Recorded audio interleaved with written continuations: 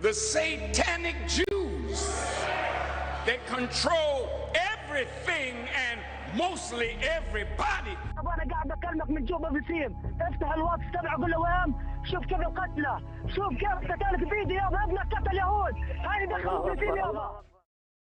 And as we are one day away from the one-year mark of the Hamas terror attack, this new documentary is seeking to contextualize it. Around 100 hostages still being held by Hamas, as we've been mentioning.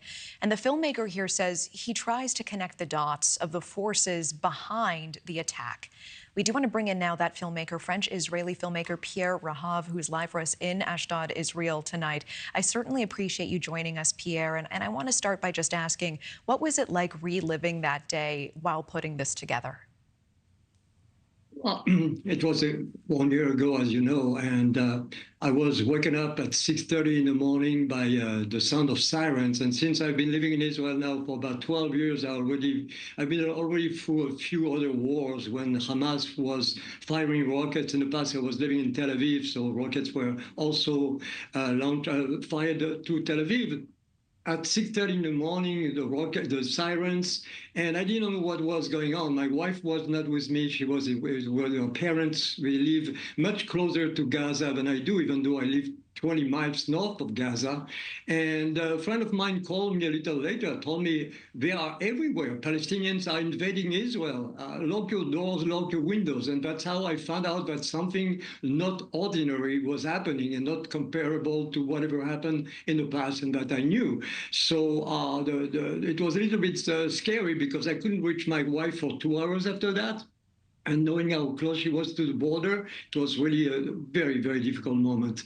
But it's only a couple of months later that I decided to make a film about it. And I didn't make a film about the October 7th because of October 7th by itself, but because of October 8th. Because of the fact that the next day, I was expecting all cities in the world, all people, everybody in the streets of Washington and Paris with T-shirts saying, "I'm Israel," and being on the side of the Jews, being on the side of the people who had just been massacred.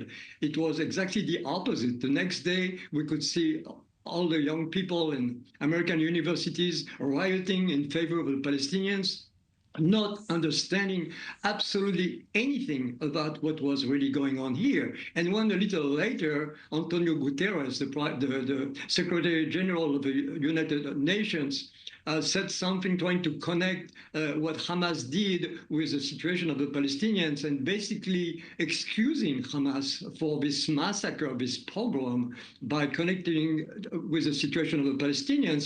I said to myself, this is really a film that I have to make to explain, to explain the political background, the historical background, and this is what the film is about. Right, the context surrounding what happened that day. I do appreciate that. And Pierre, I'm particularly interested in your perspective as a French-Israeli, because the French President, Emmanuel Macron, is calling for a halt of arms deliveries to Israel to be used in Gaza. He says it's time to return to political solutions. What do you make of that? Well, I left France many years ago because of this kind of people.